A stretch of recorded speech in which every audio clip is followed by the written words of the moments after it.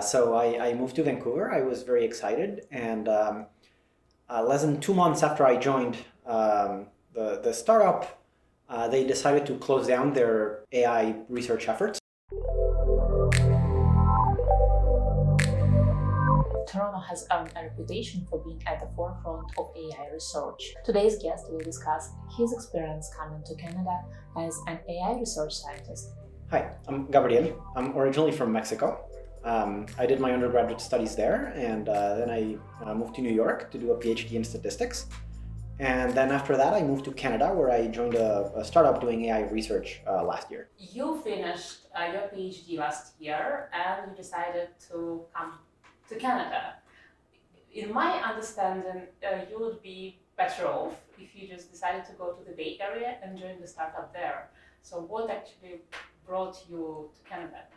Yes. So, like I mentioned, I'm originally from Mexico, and I was not very comfortable with the political situation in the United States when I was living in New York. To be clear, I never felt unwelcome by anyone I interacted with, but I think the government had a kind of a lot of checks in place that made it kind of difficult and definitely not made me not feel very welcome. And I just made me not want to stay there. So that is one component. And then the other kind of part of this is definitely, I guess I could be better off if I was in the Bay Area. I would probably earn more money. That being said, personally, I don't like the Bay Area that much. I'm very used to living in large cities. The Bay Area feels just very suburban to me. I don't love it. And secondly, I also think doing US dollar to US dollar comparison of salaries is a little unfair. While Toronto is an expensive city, it is nowhere near as expensive as the Bay Area is. So, if you make a comparison of, say, what percentage of your income you spend on rent, or the number of years you'd have to save up to be able to put a down payment on an apartment, or something along those lines, I think the gap closes quite a bit. It was kind of about agreeing with the political climate of the country and feeling more welcome as an immigrant. How many job applications have you submitted before you got an offer? To be honest, I got kind of lucky. I didn't apply to that many companies. I don't remember exactly how many, but less than 10. So you started applying like in the last month of your PhD? Oh, no. I applied, I think, I don't know, like 6 months before I graduated, something like that, I think. So you graduated, hopped on a plane, came to Vancouver. Can you tell me what happened next? Yes, so that did not turn out great. So I moved to Vancouver. I was very excited, and less than 2 months after I joined the startup, they decided to close down their AI research efforts because they also had their main focus was a different thing. So they decided to close this down, and then the people that were there decided to make their own startup, and they invited me to join. But that was like very, very early stages startup. They had not even secured funding yet, and it was way too risky for me, and that's why I'm in Toronto now. So basically, you got a job offer. You went to take this position, and then the position was scrapped, and they didn't notify you. How did you feel about it? Well, I felt pretty bad. I definitely had a bit of a freak out moment. I think the first thing I was the most concerned about was whether I was going to be able to stay here, because I wasn't sure how work permits. I am still here on a work permit, and I was not sure whether I was going to have to leave because of this. After finding out it didn't mean I had to leave, I calmed down a little, and that actually kind of made me more confident. I actually made the right decision in moving to Canada. That would have been a very different situation had I been in the US, right? So I definitely made a wrong decision to join that company, but kind of had I made the same wrong decision in the US, the situation would have been very different. joining a startup of which you know very little can be risky. What did you learn from joining the startup? Yes. So I guess, like I said, I definitely made a mistake joining the first company. I think part of the mistake was kind of not assessing risk correctly, right? So I don't see the error as having come to Canada. I think that is completely unrelated to Canada, right? I think there are bad companies here and there are bad companies everywhere. I definitely assessed risk in an incorrect manner. Um, How and could you improve risk assessment? I think just the track record of the company, I should have paid more attention to that. And then I think actually another mistake I did was picking Vancouver. So Vancouver is a very nice city. It is definitely not the best career choice if you work in AI. There is a lot more to do either in Toronto or in Montreal. And so I kind of figured that out. And then my brother lives here in Toronto, so it was a bit of a no-brainer kind of moment where, oh, I should not have done this. Let's go to Toronto. And I did end up joining a startup here, which might sound very, like I don't learn, but it's not quite a startup because it had already been acquired after I joined. So even though it's a very startup-ish culture, which I actually quite enjoy, it's owned by a large company. So it definitely doesn't have the risk component that the first startup I joined had. Is Canadian startup landscape comparable to the Bay Area or New York City, and why? The startup environment, I think, in say New York or the Bay Area is I think still stronger than what it is here in Toronto. That being said, especially in AI, the University of Toronto and University of Montreal are like two of the best schools in the world for machine learning and AI, and I think that shows. And a lot of large companies are starting to set up offices here in Canada to kind of tap into the AI talent that's being produced here. And I think there's a very clear trend for kind of more and more innovation kind of based here in Canada in the startups.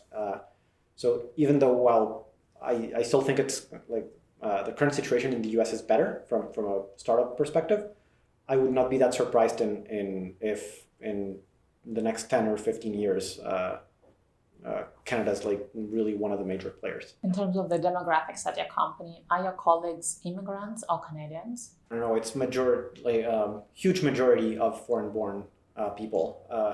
It's definitely less than 10% Canadians. And from what countries? From kind of all over the world. We actually have a world map at the entrance with pins from all over the place.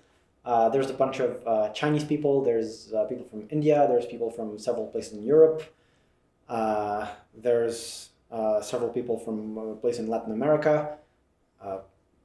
Yeah, all over. So-called Canadian experience, or well, the lack of it, is something that often prevents immigrants from being considered for jobs here. From what you're telling me, it sounds like in your field, this Canadian experience doesn't really matter that much, does it? That is the impression I have had. To be honest, I'm not sure if I just got lucky, right? It is definitely a little hard for me to say kind of how hard it is for other people. Again, luckily for me, it wasn't an issue, but I have definitely heard people struggle with finding a job due to not having Canadian experience. You were lucky and didn't have much trouble getting a job here. What do you think employers value in your experience? I think, so I did my PhD in statistics at a good school. I think that this definitely helped. And I specialized in machine learning, which it's not just very useful for industry, but I think it's relatively in high demand right now. And I think that also definitely helped. And then I think another factor that helped is having gone to school in the US, to kind of a school that Canadian employers recognize, I think also helps. I think in that sense, I'm kind of luckier than if I had gone to perhaps a very good school in kind of a smaller country where people in Canada are not familiar what the good schools are in the country and might not kind of give the same recognition to a similar level of education. This is kind of my perception on the issue. I don't want to sound completely as a complete authority on the topic. I might be wrong on this, but the impression I have had is if they've heard of the school and think it's good, it's not an issue. Again, perhaps it's just that I got lucky. Do you have experience working in Mexico? And if so, how would you compare Mexican and Canadian work culture? Yes, so I did work in Mexico for a short amount of time, and there are definitely differences. One thing I have noticed quite a bit is overall, I'm quite a bit more impressed with my coworkers here. Um, Everyone has like degrees similar to mine. Like everyone is like really an expert at what they're doing, and in I think in Mexico it was kind of a little hard to find like that many technical and specialized people. And in terms of feedback, how do people provide, for example, negative feedback in Mexico compared to Canada? So I never really received feedback in Mexico. I only worked for a very short amount of time between when I finished my undergrad and before I left for my PhD. In Canada, they're like pretty open conversations. Like I think your manager will sit down with you and tell you what is good, and they'll tell you what can be improved. I do think they always avoid kind of using negative terms, right? It's not something you're doing bad. It's something you can improve. But yeah, I think it's a pretty honest communication that I have experienced. There is this idea that Toronto has too many people and too few opportunities. Is it true? I am not sure. It's a little hard to answer exactly. As a technical person, my first instinct is to see some statistics and answer you based on those statistics. And I don't have those, so I can kind of only draw from my own experience. And like we mentioned earlier, I guess I got a little lucky in finding a job quickly, but I definitely didn't struggle with this. So kind of based just on my experience, I would like not be so sure of that. However, I have definitely heard this a lot, so I'm more inclined to think I was just lucky, more than this not being a problem. You initially headed to Vancouver but ended up in Toronto. How would you compare these two cities in terms of life quality, entertainment, opportunities?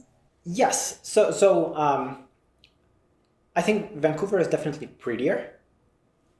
If you like skiing, it's absolutely fantastic for that. If you like hiking, Toronto is very nice, but Vancouver is even better. The Rockies are very close. It's really, really beautiful. I think if you're into nature, you might enjoy Vancouver a little more. Although Toronto also has like nice things to offer, I think Vancouver is better in that regard. I was already used to the cold when I moved to Canada after living in New York, but I think if you're not used to the cold, Vancouver is also quite a bit better because winters here in Toronto do get a little nasty. The thing though is Vancouver is a much smaller city. So at least in my area, in AI, there are significantly fewer jobs. I did find that a bit of a no-no, and I ended up here in Toronto. And the other thing, I've lived in huge cities my entire life, like from Mexico City to New York. Toronto feels like a relatively small city to me, and I'm sure I'm going to get flack for saying that and for saying what I'm about to say, but Vancouver felt like just a large town to me, not like a city. So like you start getting away from the downtown core, and almost immediately it's nothing but suburbs, and not that it's bad, but it's not what I was looking for. So I didn't enjoy that aspect that much, and Toronto definitely doesn't feel like that. Self-promotion is very important for Canadian work culture. Do you feel like it's important for your field? So far, I have not had to kind of market myself in that sense to say get a job or something. I submitted CVs and I got replies, and I had to do well on interviews, but I didn't have to enlarge and tout accomplishments I've had in that sense. And I'm not exactly sure how to answer this because, this is kind of the job I have is like almost the first job I have here. And in that sense, I feel I haven't interacted with enough people to kind of know how different this aspect of the culture is to what I would be used to. What I can say is in my workplace, at least, it doesn't feel like everyone is just trying to,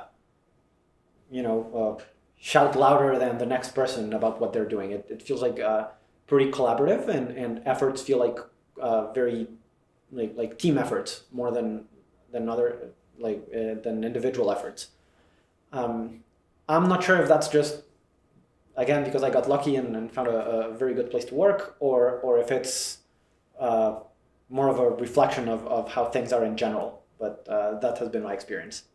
Actually, I think especially for people like with more scientific positions, it's probably kind of true, not just here but elsewhere. And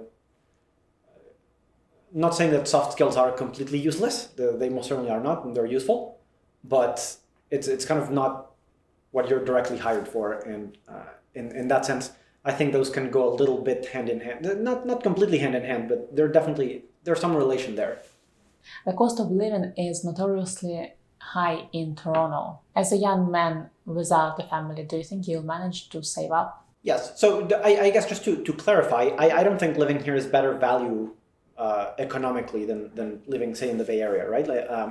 I just meant to say that, converting my salary here to US dollars and comparing that salary to what I would make in the Bay Area is not completely fair, right? So in that sense, I think when one kind of adjusts, say, what you can afford here with your salary to what you can afford there with your salary, it gets a lot closer than the initial difference might suggest. That being said, I think overall, it's still not, if you look at it from a purely economical standpoint, I think the US is still a little better. That being said, yes, I'm kind of in a lucky enough position to be able to save some money. Are you planning to get a car? No, I am not planning to get a car. So I live very close to work, so I just walk there, and I live in the downtown area where there's a subway. Well, I don't really use it right now, but under regular circumstances, I would use the subway, and whenever I need to go a little further away, it's actually cheaper for me to just get a cab, and like when that is needed, than to actually own a car, because it's pretty expensive. It's not just the cost of the car. Insurance, I don't know exactly how much it is, but it's several $100s a month worth of insurance. You don't have the approximate numbers for it. I remember seeing $400 or $500 at some point when I was looking into this, but I didn't look carefully enough, so it's possible I just looked at some large number and I'm not aware of some better alternatives. You live in downtown, close to your workplace, but due to the pandemic, you didn't really have a chance to go to office. Are you planning to move to some other location? So I really like my area. So first of all, I got a bit of a rent discount because rents have gone down since COVID started. Yeah, so I am not planning to move. I quite like my area.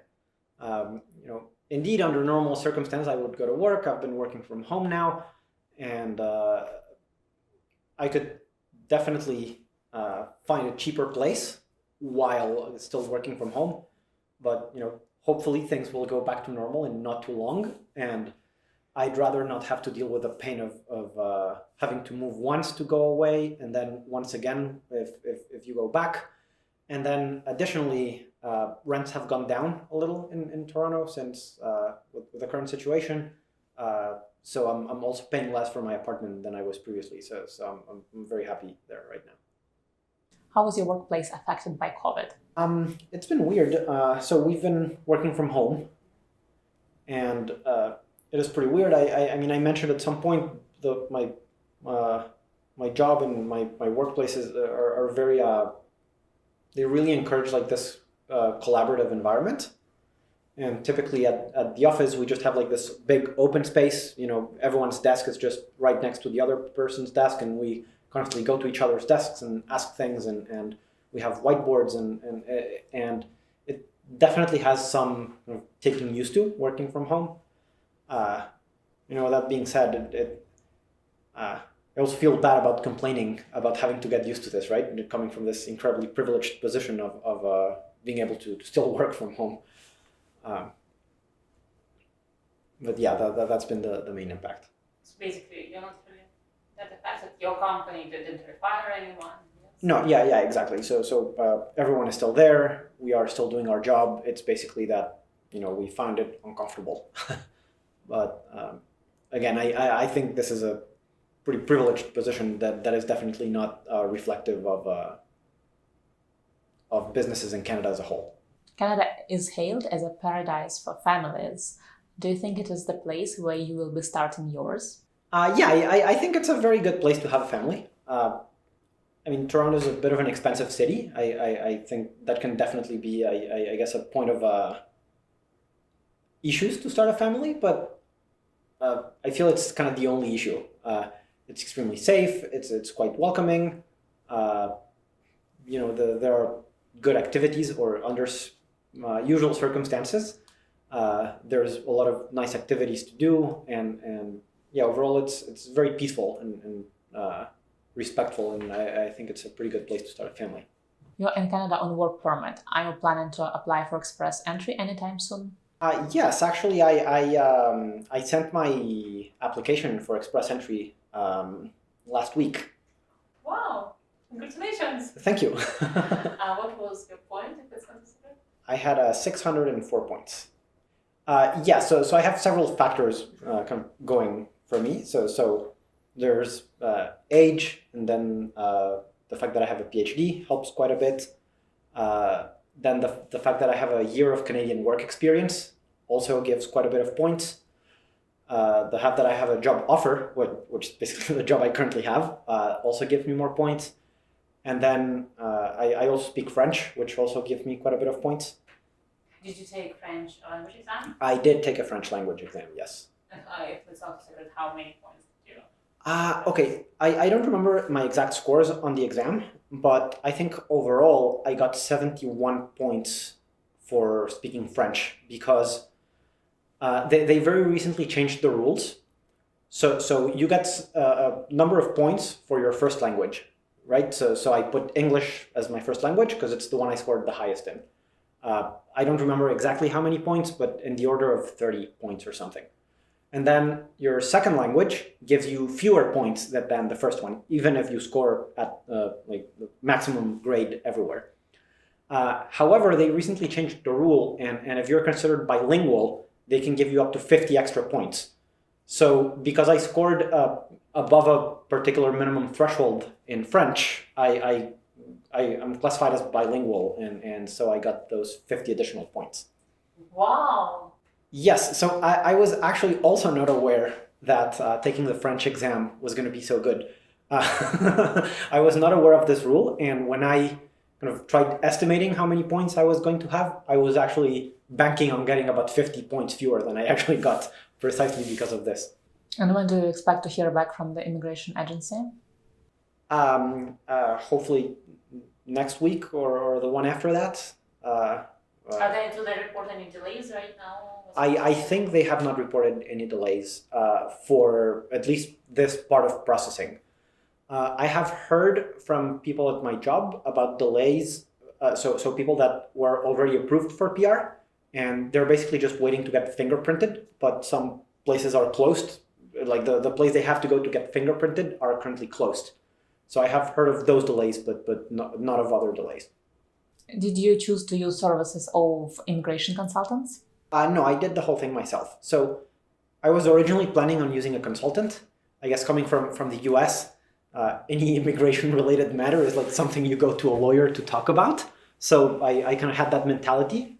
But actually, after speaking, absolutely everyone I know that has gone through the process told me it would be a waste of money to talk to someone, that it's a very straightforward thing, that you just fill out what they ask you, and that's it. And no one I know has used a consultant, and everyone is happy to not have used one. And I figured I would listen to that, and I didn't. And at least so far, I have not finished the process, but at least sending the application was indeed very straightforward. How did the transparency of express entry process make you feel like? Yeah, I think that's great. I mean, I was saying one of the reasons I moved here is because of how welcoming they are, and I think this is part of that, right? There's no it's a completely transparent process. Like you kind of know where you stand. You get a particular number of points, and you kind of know whether you can apply or not, and you know exactly what you have to do. And another thing that I think is really important is this is completely independent of your employer, right? In other countries, it's basically your employer doing this application for you, and it's kind of a power they hold over you constantly, right? Because it's something they can or they get to decide whether they do this for you or not. Whereas in here, it's kind of completely up to you. And yeah, overall, I'm quite pleased with the process so far. Living here, do you miss anything about Mexico? Yes. So I guess the things I miss about Mexico, I guess, are mostly people, right? Like I have most of my family is there. I have lifelong friends there. And other than that, the thing I really miss is Mexican food. Don't believe what they tell you. What they sell to you as Mexican food here is not really Mexican food. It can be tasty, but it's not really authentic. It doesn't hit the nail. It doesn't satisfy the craving. Any specific meal that you miss? Oh, a bunch. I think I really miss tacos, especially street tacos. So Mexico City has a lot of street tacos. Just you don't even sit down. You just buy them and eat them standing up. It's like a cart type thing, and you cannot get anything that's very close. There are some places that are definitely more authentic than others. You can kind of get close, but not completely. I'm not sure if I'm just too picky, but I think a lot of foreigners, other than Chinese people I've met here, do feel the same way about the food from their home country not being completely authentic. Do you think you will return to Mexico at some point, or you're here to stay? Not really, to be honest. I quite like You're it here to stay. here. In principle, yes, I'd like to stay here, and even though I miss a lot of people from Mexico, I think just the opportunities available for me would be quite different than what is available here. And in terms I heard that Canadian grads from top schools here live in this country for US, searching for better opportunities there. Is it a fact from your perspective? I think what you're describing definitely happens to a certain extent, but I think there's also been kind of a bit of a trend to stay here. And so, for example, at my workplace, even though a very large percentage of the people are not Canadian born, a lot of them are foreign born, but they actually came here as students, and a lot of them graduated from these programs I'm talking about, right? So they have kind of stayed and incorporated in the Canadian AI ecosystem. And I think kind of in a sense, steps are already being taken to have people be more incentivized to stay here. I don't have concrete numbers to prove this, but like I said, a lot of companies have been kind of setting up offices here. And I think the percentage of people staying after receiving this kind of degree is probably better, is probably higher than what it was, say, 5 years ago. I might be wrong. I don't have kind of concrete data to support this, but it's the impression I have. What travel destinations in Canada are on your bucket list? I am really looking forward to going to Banff. I think it's a really, really cool destination. I would also like going to, I think it's called Whitehorse. It's like this really very northern place, and you can see the northern lights under some circumstances. Pretty sure I'll regret it when I get there and it's extremely cold, but that also sounds like a very interesting thing. I look forward going back to Vancouver. I really enjoy skiing, Yeah, the options are incredibly fun. And I think just a lot of hiking trips in general, even if not to a specific location, I think there's a lot of fantastic wooded areas to go hiking. Thank you so much for sharing your experience. Oh, happy to. I hope it will be helpful to at least one person, and thank you so much for having me.